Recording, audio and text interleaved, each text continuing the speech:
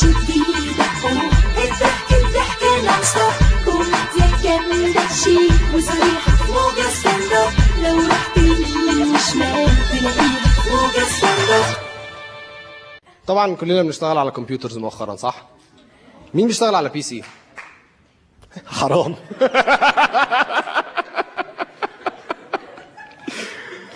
مين بيشتغل على ماك؟ وكلنا بنشتغل على كمبيوتر، وايه اللي بيقولوا ده اكيد بنشتغل مين بيشتغل على ماك؟ ممكن نسقف اللي بيشتغل على ماك. انا شغال في المكتب على كمبيوتر ماك وشغال في البيت على كمبيوتر بي سي، ومؤخرا اكتشفت ان البي سي اللي عندي في البيت كفيف.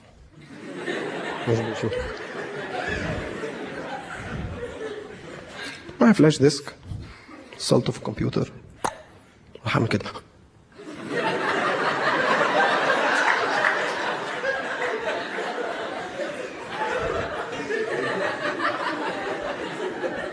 found new hardware. طب من فضلك ماس ستورج ديفايس او استيكا. فانا طيب اوكي بس ممكن استخدم الفلاش ديسك. لا حضرتك كده انا هجيب لك الويزرد بقى. جالي الويزرد. ايوه يا استاذ تاريخ النهارده كده صح؟ قلت له قال لي دوس نيكست. يا باشمهندس خير. قلت له انا بس عندي الفلاش ديسك بتاع اللي واصل ده. طب دوس نيكست. درايفر يا باشمهندس درايفر. فقلت له لا ما فيش درايفر، انا حسام اداني فلاش ديسك اخد. فيش درايفر يعني؟ طب دوس نيكست. جبت درايفر يا ريس؟ انا لسه واقف، انا ما جبتش درايفر، انا عايز استخدم فلاش ديسك. قال لي لا هو يفضل عندي ماس ستورج ديفايس هنا في الحفظ والصون، ما اقدرش اكتبه عندي فلاش ديسك غير لما حضرتك تجيب لي الدرايفر بتاعه. ومن فضلك دوس نيكست عشان الديفايس مانجر عايزني جوه وانا تعبان بقى متاخر كده.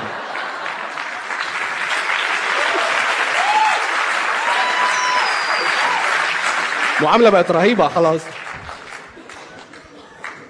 الجهاز التاني في حياتي تليفون. انا تليفوني بيقطع، بس انا شاكك انه بيقطع بقصد في حتت معينه من المكالمه. تليفوني بيقطع في الحتت المهمه بس.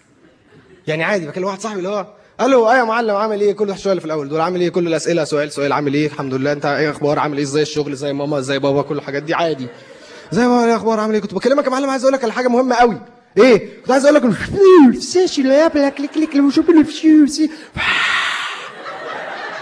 يا معلم اطلع في حته فيها نتورك مش سامعك بليز. اطلع في حته فيها نتورك. الو سامعني كده؟ ايوه سامعك. ايوه كنت بتقول ايه؟ كنت عايز اقول لك بس على حاجه مهمه. ايه؟ كنت عايز اقول لك انه شوت لبس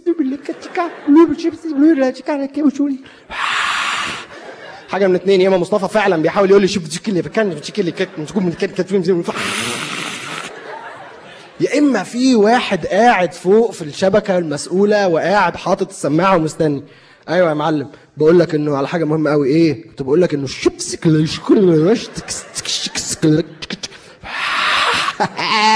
4-1.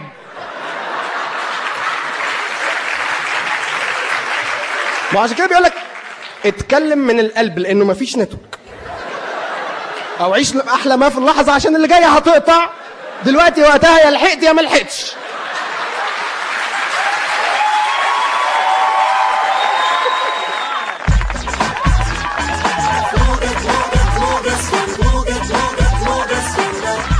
بالنسبه للصوره البايخه قوي اللي على علبه السجاير دلوقتي، هو ما كانش فيه غيرها؟ يعني اي صوره على فكره احنا كويسين جدا. انا ما جربتش بس شادي ما بيكذبش. انا حصل لي موقف مع السيجاره دي.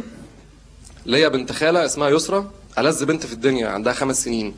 يكفيني انها عامله لنفسها جروب على الفيسبوك فيه 300 ممبر. انا ما عنديش الرقم ده. فبنتغدى شافت علبه السجاير وعليها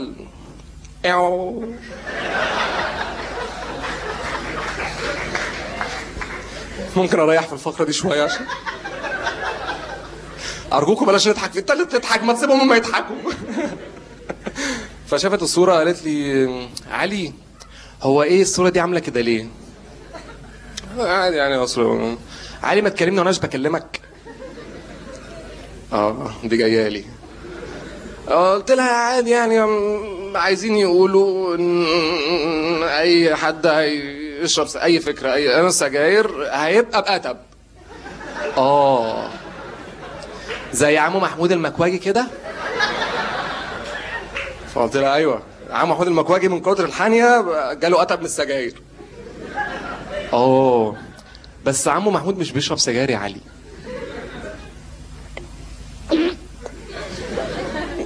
ولا بيشرب ومخبي على باباه. ايوه بيشرب ومخبي على باباه.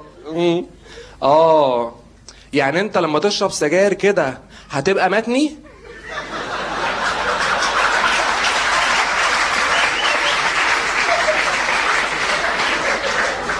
والله حصل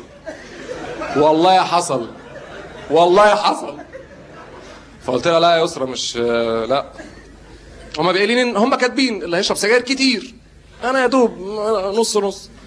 قالت لي يعني هتبقى متني نص نص. لا البت دي فاهمه. Yo, what's up? This is Morgan, stand up. من